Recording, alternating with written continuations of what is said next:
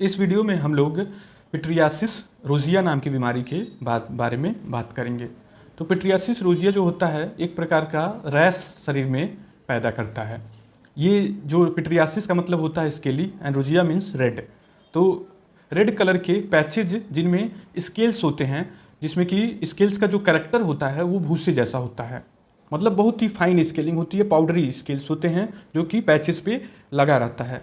और कई बार सेंटर का एरिया जो होता है खाली होता है और किनारे किनारे स्केल लगे होते हैं। तो रेड कलर के रैसेज होते हैं।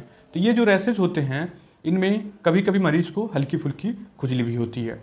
तो इस रैश का कैरेक्टर ये होता है कि शुरुआत में मरीज़ को लगभग 50% से लेकर के 60% मरीजों में सबसे पहले एक सिंगल पैच आएगा। सिंगल पैच होगा जिसकी साइज 2 से लेकर के 10 सेंटीमीटर तक होती है। तो इस पैच को बोला जाता है मदर पैच या हेराल्ड पैच। तो ये पैच शरीर पे जो ट्रंक वाला एरिया है इसमें सबसे ज़्यादा आता है, मतलब या तो छाती पे आएगा, पेट पे या पीठ पे।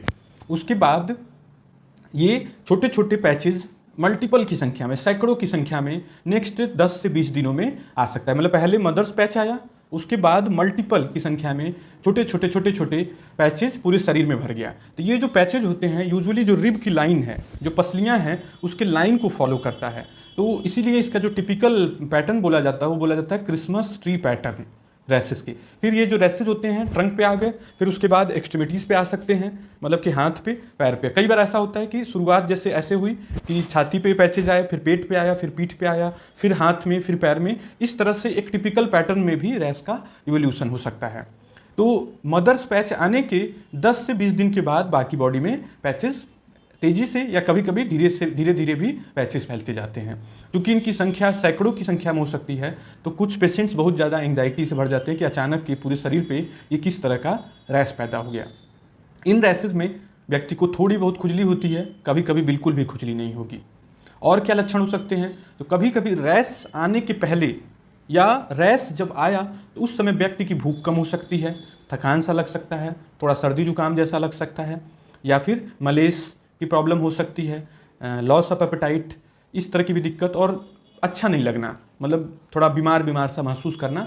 तो ये सारे लक्षण इसके रैश के साथ में या रैश से पहले आ सकते हैं। कभी कभी हल्का सर्दी खांसी जुकाम की प्रॉब्लम 10 दिन पहले या फिर महीना दिन पहले भी कुछ पेशेंट्स में देखी जा सकती है। नेक्स्ट प्रश्न ये उठता है कि आखिर इसके होने के पीछे कारण क्या है? तो अभी तक इसके होने के पीछे का कारण अच्छे से पता नहीं चल पाया है। मतलब ये किस वजह से होता है, बहुत कॉन्क्लूसिव एविडेंस अभी साइंस के पास उपलब्ध नहीं है।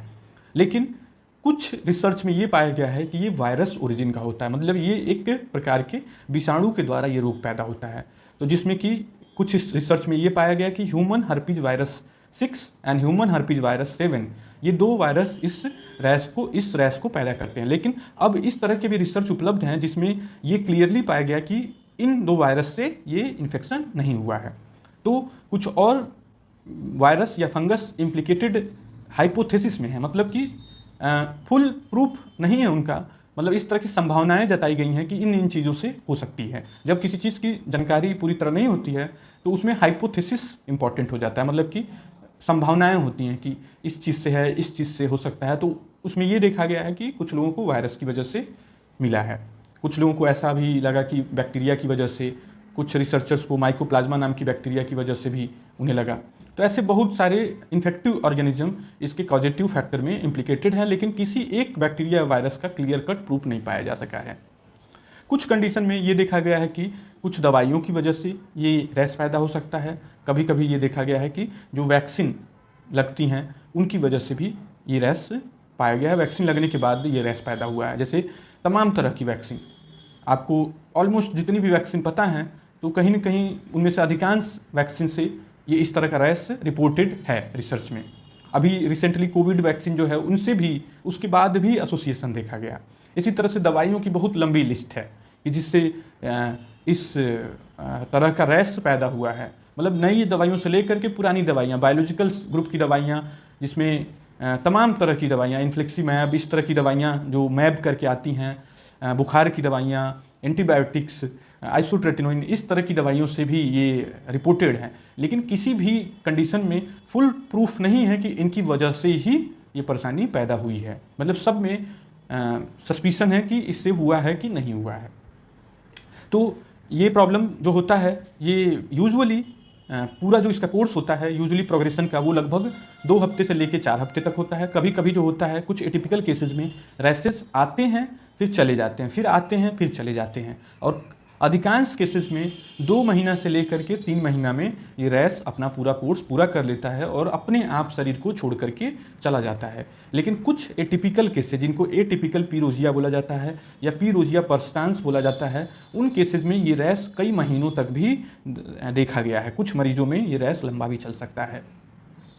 नेक्स्ट जो प्रश्न होता है कि इसकी डायग्नोसिस कैसे हो, तो इसका जो टिपिकल प्रोग्रेस है रैश का वो इसका डायग्नोसिस बनाने में काफ़ी मदद करता है डॉक्टर्स के लिए। जो टिपिकल प्रोग्रेस है, मतलब यदि मदर्स पैच या हेराल्ड पैच मिल गया तो उससे भी आसानी होती है। फिर जो धीरे धीरे प्रोग्रेस करता है, छाती पे आया, फिर पेट पे आया, फिर पीठ पे आया, फिर हाथ पैर में आया, तो ये सब प्रोग्रेस भी डॉक्टर को असिस्ट करता है कि इस बीमारी के डायग्नोसिस बनाने में।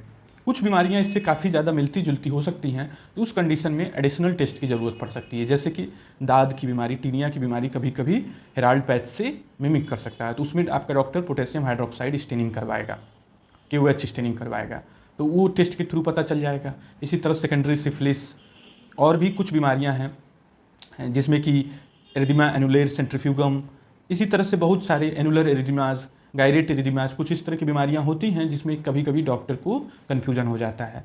और यदि मरीज़ का एटिपिकल पी रोजिया है, पिट्रियासिस रोजिया है, तो उस कंडीशन में परेशानी डॉक्टर के लिए और ज़्यादा बढ़ जाती है। तो उस कंडीशन में आपका डॉक्टर बायोप्सी, मतलब आपके स्किन का छोटा सा टुकड़ा लेकर के उसको माइक्रोस्कोप में देख करके जाँच कराया जाएगा।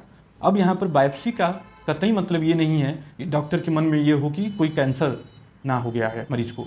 अक्सर साधारण लोगों को ये लगता है कि डॉक्टर के दिमाग में लग रहा है कैंसर वाली बीमारी है, इस वजह से वो बायोप्सी करवा रहा है। तो ये जो है बिल्कुल गलत तथ्य होता है। बायोप्सी साधारण से साधारण स्किन की बीमारी और जटिल से जटिल स्किन बीमारी में भी करवाया जा सकता है। तो बायोप्सी का जब भी जिक्र हो तो कोई घबराने की बात नहीं है, कोई एंग्जाइटी की बात नहीं है। छोटा सा स्किन का टुकड़ा 2 mm या 4 mm का ले लिया जाता है और उसे माइक्रोस्कोप में देख करके डायग्नोसिस बनाने में आसानी मिल जाती है।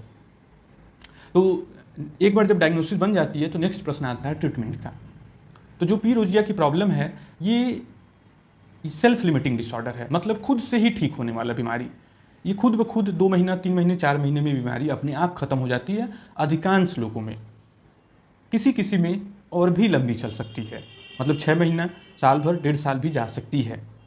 तो इसीलिए पी रोजिया के ट्रीटमेंट में डॉक्टर्स विशेष कोई दवाई देना पसंद नहीं करते हैं। मतलब बहुत सिंपल, जैसे आपको हल्की फुल्की खुजली हो रही है तो खुजली के लिए मॉइस्चराइजिंग क्रीम, इमोलिएंट्स या एंटीहिस्टामिन नाम की दवाई दी जा सकती है, जैसे लिवोसेट्रिजिन, डेस्लोरेटिडिन, इस तरह की दवाइयाँ आपका डॉक्टर दे सकता है।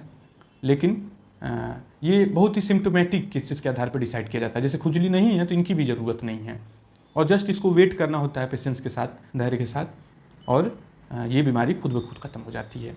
लेकिन यदि आपको बहुत ज़्यादा खुजली हो रही है और बहुत ज़्यादा परेशानी हो रही है, ज़्यादा एक्जिमा वाले लीजन है, मोटे लीजन है, किसी लीजन से खुजली हो रहा है, उससे पानी छूट रहा है, तो इसको एक्जिमेटस वेरिएंट बोला जाता है पी रोजिया का, या बहुत ही ज़्यादा सीवियर है, तो उस केसेस में डॉक्टर्स आपकी ओरल स्टेरॉयड ग्रुप की दवाई दे सकता है और लगाने वाली स्टेरॉयड क्रीम्स भी दे सकता है। शॉर्ट कोर्स, यूजुअली स्टेरॉयड का इसमें शॉर्ट कोर्स दिया जाता है, 7 से 14 दिन की लो डोज स्टेरॉयड थेरेपी दी जा सकती है।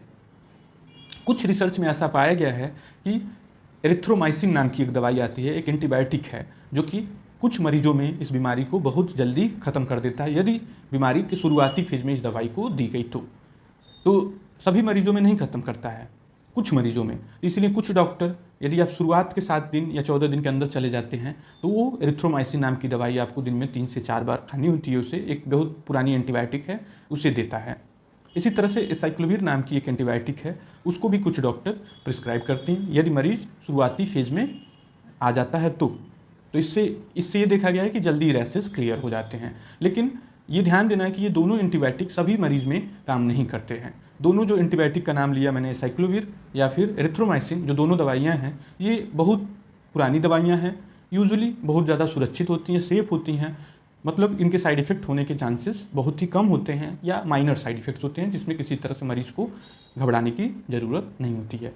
यदि बहुत ज़्यादा परसिस्टेंट रैश हो, बहुत ज़्यादा दिनों से हो, और बहुत ज़्यादा बार बार खुजली पीड़ा तकलीफ दे रहा हो, तो ऐसे केसेस में कभी कभी अल्ट्रावायलेट बी थेरेपी भी दी जाती है, नैरो बैंड यूवीबी थेरेपी भी दी जाती है।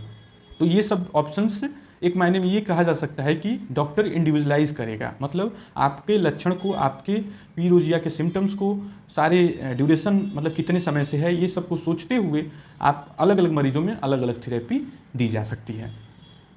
तो ओवरऑल एक कंक्लूजन के तौर पर ये कहा जाए तो ये सीधा होगा कि पी रोजिया एक बहुत ही सामान्य एक ज़ैंथम या रैश है, सिंपल रैश।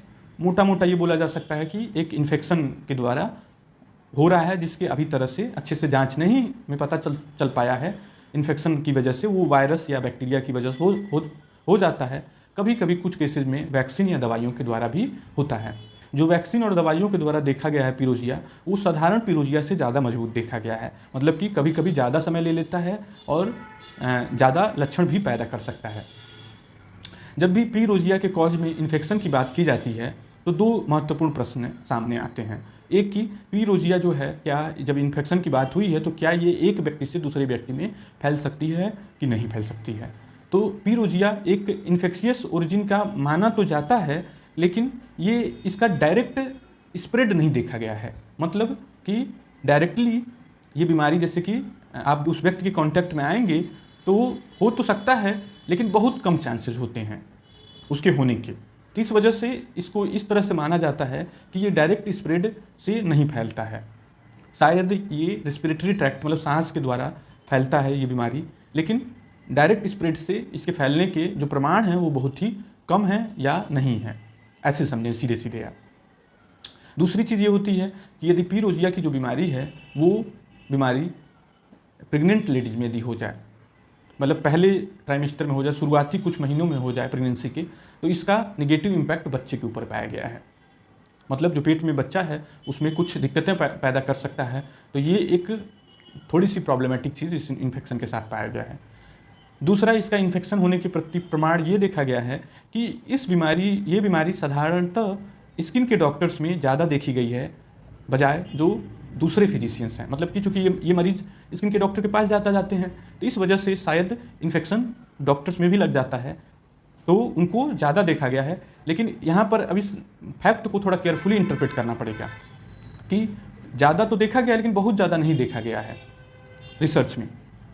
और जैसे कि पीरोजिया किसी को हुआ तो उसके परिवार में जो लोग साथ में रह रहे हैं, एक छत के नीचे रह रहे हैं, तो वहाँ पर भी बहुत ज़्यादा चांस नहीं है कि उन लोगों को भी ये इन्फेक्शन फैले। तो इस वजह से इसके इन्फेक्शियस इटियोलॉजी पे हमेशा प्रश्न चिन्ह उठता रहा है, या फिर ये लो लेवल का इन्फेक्शन है, शायद ऐसा माना जाता रहा है। तो आपको केयरफुली इंटरप्रेट करना है। तो इस वजह से पीरोजिया से पीड़ित मरीज को ऐसा नहीं है कि उसके कपड़े या फिर उसका कमरा या उससे दूरी बना लें, उसकी ज़रूरत नहीं है, क्योंकि उसके फैलने के चांसेस बहुत ही कम है। तो आपको ऐसे समझना होगा। तो पीरोजिया के बारे में ये एक कंक्लूजन के तौर पे आप ये समझ सकते हैं कि बहुत ही सिंपल प्रॉब्लम है, इसमें घबराना नहीं है। इजी वे में यदि आपको कोई लक्षण हो तो उसका ट्रीटमेंट अपने डॉक्टर से ले लेना है, थोड़ा इंतजार करना होगा। ये बीमारी अधिकांश लोगों में अपने आप खत्म हो जाएगी। Thank you.